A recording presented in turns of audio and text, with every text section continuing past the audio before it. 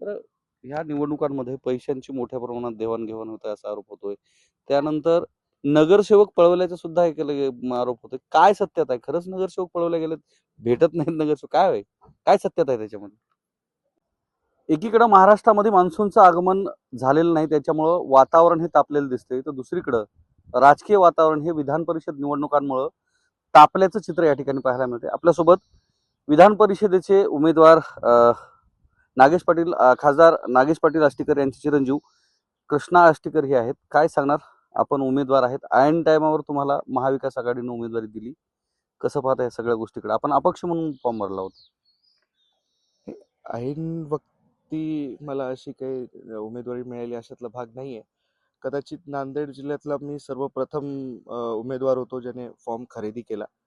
त्यानंतर फॉर्म भरणाराही मीच सर्वात पहिला होतो. त्यामुळे माझा सराव झालेला आहे. मला असं काही फारशी परीक्षेची चिंता नव्हती.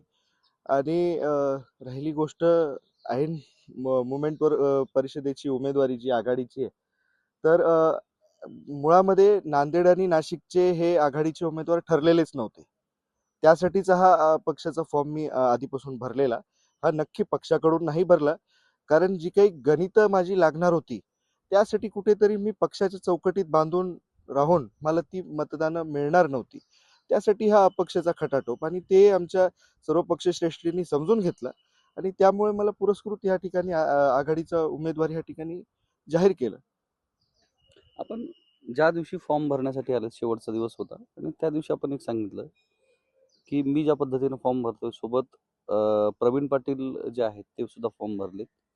त्यांनी जर फॉर्म ठेवला तर मी मागे घेईल, आणि त्यांनी जर काढून घेतला तर मी कायम राहील असं आपण सांगितलं. आपण कायम राहणार. मग तर प्रवीण पाटील आष्टीकर, प्रवीण पाटलांच्या जे वडील आहेत, आमदार प्रताप पाटील चिखलीकर, यांनी मात्र नंतर अशोक चव्हाणांशी युती केली.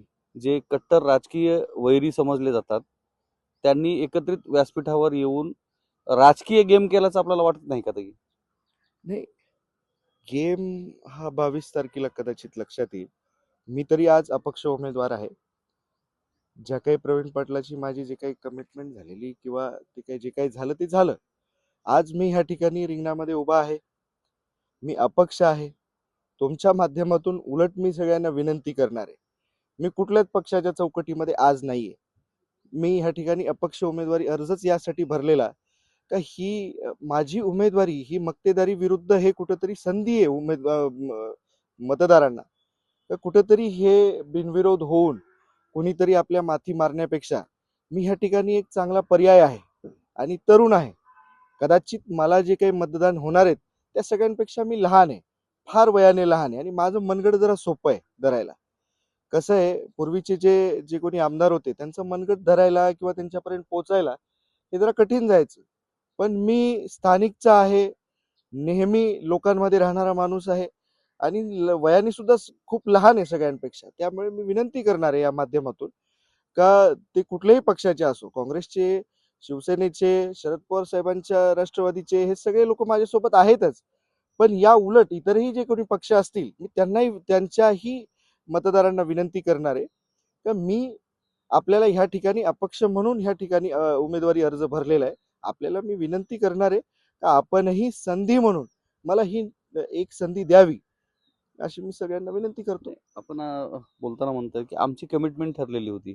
हो, आता प्रवीण पाटील चिखलीकरांनी त्यांची उमेदवारी मागे घेतली. हो, आता त्यांचे जे वडील आहेत, हो, प्रताप पाटील चिखलीकर, यांनी जी युती केली, हो, अंतर्गत युती, यांचे जे राजकीय वर सोडून युती केलेली आहे, हो. तुमच्या दोघांची कमिटमेंट अद्यापही कायम आहे का? नाही, मी आपल्याला यापूर्वी सांगितलं, आम्ही मेहुणे आहेत एकमेकांशी. हा. आउट ऑफ द वे जाऊन सांगितलं तर ही निवडणूक जी आहे ते प्रवीण पाटीलांनी आम्ही जे काही ठरवलं होतं त्या गोष्टीच्या मागे आता 10-15 दिवस उलटून गेले. त्याच्यानंतर त्यांनी उमेदवारी मागेही घेतली. आज ते मला मदत करतायत का नाही किंवा मला त्यांची मदत होते का नाही हे तर आपल्याला 22 तारखेला कळेल. कमिटमेंट कमिटमेंट तुमची एकमेकांशी झाली होती, ती कमिटमेंट अद्याप आहे का हे विचारतो. तुम्ही God गोल knows. उत्तर देऊ नका. नाही, कसं आहे, आजच मी सर्व गोष्टी आपल्याला सांगणे हे कदाचित थोडंसं अतिशयोक्ती ठरेल. कारण काल मला माझ्यासोबत अजून एक दोघांनी इंटरव्ह्यू केलेला. त्याच्यामध्ये त्यांनी खाली टाकलं का कॉन्फिडन्स का ओव्हर कॉन्फिडन्स. आता माझ्याकडे गणित आहे त्याच्यामुळे कॉन्फिडन्सच, आणि 20-25 आगाव आहे. आता याला जर कोणी ओव्हर कॉन्फिडन्स म्हणत असेल तर ते ओव्हर कॉन्फिडन्सला मी स्वीकारतोच की. आता याच्यामध्ये कोण हे मी आज नाही सांगणार आहे. मात्र तुम्ही दोघं मेवणे आहात. हो. मामा मदत करणार आहेत का? मामाशी काही बोलणं झालं का? हे धोंड्याचा महिना आहे त्याच्यामुळे मामानी मला कपडे वगैरे केलेले आहेत, त्याच्यामुळे इतरही दुसऱ्या काही गोष्टी आता करतील त्याची अपेक्षा मी बाळगलेली नाहीये. म्हणजे कारण अंगठी आली नाही असं म्हणायचं का? हे नाही, धोंड्यामध्ये अंगठी खाऊ घालते दिल्या जाती, ती अंगठी आली नाही का? कपडे झालेत, अंगठ्यात जावयाचा सगळ्यात मोठा मान असतो अंगठीचा सोन्याच्या, ती अंगठी आली की नाही धोंड्यामध्ये?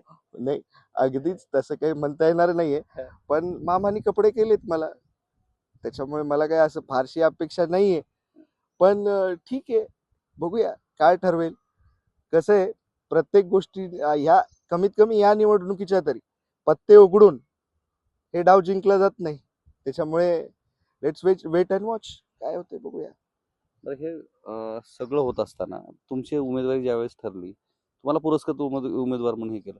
2 काँग्रेसचे जे लोक होते दिग्गज, त्यांनी समोर होते कॉम्पिटिशनमध्ये, त्यांचा फॉर्मही भरण्यात आलेला होता. एक होते माधवराव पाटील जवळगावकर, दुसरे होते रामदास पाटील सुमठाणकर. त्यांची उमेदवारी मागे घेऊन तुमची कायम झाली. आता शिवसेनेचे केवळ 17 आहेत हो. आणि यांचे 23 आहेत. 23 आणि यांचे जवळपास 93-94च्या आसपास आहेत. हो, हो. हे सगळं आता गणित, कारण हे जे उमेदवारी घेतलेले काँग्रेसचे, तुमच्या महाविकास आघाडीचे लोक काही नाराज नाहीत, तर त्यांची संख्याबळ जास्त होतं. हो. संख्याबळ कमी असणाऱ्या पक्षाला ती पक्षातल्या उमेदवाराला ती उमेदवारी देण्यात आली. तुम्ही आता त्यांना सगळ्यांना विश्वासात घेतले का? नाही, एक मिनिट, आमच्या प्रचाराची जर धुरा आपण पाहिली किंवा फोटो किंवा आमचे फिरतानाचे जर आपण फोटो पाहिले असतील किंवा व्हिडिओ पाहिले असतील, महाविकास आघाडीमध्ये विसंगती कुठे दिसते आपल्याला? नाही, या उलट महायुतीमधली विसंगती हे मी बोलूही नाही आणि त्यांनी ऐकूही नाही. पण कुठेतरी आपण आपलं आत्मपरीक्षण केलं पाहिजे. माझ्यासोबत माझ्या आघाडीचे सर्व नेते आहेत. मला यत्किंचित शंका नाहीये की ते माझ्यासोबत आहेत का नाही. पण इतरांनी आपलं आपलं चाळवावं का त्यांच्यासोबत कोणी आहे का नाहीये बघावं. म्हणजे महायुतीच्या लोकांसोबत कोणी नाही असं म्हणायचं का? महायुतीतले लोक एकत्र नाही येत, भाजप एकटं लढतंय असं म्हणायचं का? नाही, मला आजवर तरी मला चित्र तसंच दिसते. त्यांच्यासोबत कोणी दुसऱ्या पक्षाचे कोणी दिसत नाही. आता असो, त्यांचे काही गुप्त गणित असू शकतात, पण मी ह्या ठिकाणी ठामपणे सांगू शकतो आमची आघाडी फार एकसंघ आहे. ठीक आहे, काही रामदास पाटलांची ज्या वेळेला त्यांनी माघार घेतलेली त्यावेळेला त्यांनी खंत बोलून दाखवली, आणि ही काय साहजिक गोष्ट आहे, हे मानवी स्वभाव आहे त्यांचं. त्या ठिकाणी कदाचित थोडासा भ्रमनिरास झाला असावा, पण ते माझे वडील बंधू आहेत. मी याआधीही बरेच वेळेस सांगितलेलं का त्यांचे आणि आमचे घराण्याचे ऋणानुबंधाचे एकमेकांचे संबंध आहेत, जिव्हाळ्याचे संबंध आहेत. पण त्यामुळे मला असं अडचण काही वाटत नाही. ते माझ्यासोबत फार ताकदीने उभे आहेत. त्यांच्या पद्धतीने त्यांनी काँग्रेसला फार एकसंघ ठेवलंय माझ्या पाठीमागे. तुम्ही जे बोलताय की त्यांचे राजकीय गणित काही वेगळे असतील, हा. या गणितांच्या ह्याच्यामध्ये आकडा मोठा आहे असं बोललं जातंय. नाही, आता ते तर धनदांडगे आहेत. मी यापूर्वीही आपल्याला बोललेलो, मी मराठी माणूस आहे, मराठा माणूस आहे. मी शब्दाला जागणारा माणूस आहे. मी एकदा शब्द दिला तो दिला. मी कायम मतदारांना एक गोष्ट सांगत आलोय का तुमच्या पाठीमागे ठामपणे उभा राहीन, कायम 24 तास तुमच्यासाठी उपलब्ध राहील, आणि माझं मनगट धरून तुम्ही मला तिथं मंत्रालयापर्यंत नेऊ शकता, एवढा मी सोपा माणूस आहे. त्यामुळे आपण मला ही यावेळेसची संधी द्यावी अशी मी विनंती करतो, प्रत्येकाला हात जोडून विनंती करतो. आपण जे म्हणतायत की तुम्ही मराठी माणूस आणि मराठा माणूस आहात. हो. अशोक चव्हाणही मराठा आहेत, त्यांनी दिलेला उमेदवारही त्याला अनुभव आहे.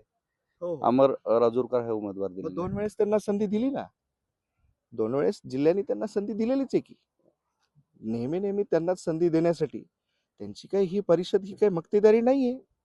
आणि प्रत्येक वेळेस हे तुमचे जे कोणी मतदार आहेत ते त्यांना का बरं स्वीकारावं. आणि असं त्यांनी केलंय काय आजवर त्यांच्या मतदारांसाठी? त्यांनी कुठला निधी उपलब्ध करून दिला, कुठला प्रश्न मांडला, हे सुद्धा आपण आकलन केलंच पाहिजे. हे आता नगरसेवक पळवले ही गोष्ट वास्तव आहे, पण ठीक आहे, कुणाच्या मनात काय आहे काय आपण किती कधी कधी एक म्हण आहे बघा, घोड्याला आपण तलावापर्यंत नेऊ शकतो, पण पाणी प्यायचं का नाही हे त्यांनी ठरवायचं असतं. त्याच्यामुळे तुम्ही किती पळून नेलं, किती तलावापर्यंत नेलं, तर ते शेवटी ते घोडे ठरवणार आहेत. ते म्हणजे किंबहुना हे मतदार ठरवणार आहेत का त्यांना कुणाला द्यायचे आणि त्यांनी ठरवलेलं आहे. म्हणजे तुमचा जो आत्मविश्वास दिसतोय याच्या अर्थावरून असं वाटतं की महायुतीतली लोक सुद्धा तुमच्या संपर्कात आहे असं वाटतं. नाही, मी आपल्याला यापूर्वी सांगितलं की मी अपक्ष उमेदवार आहे.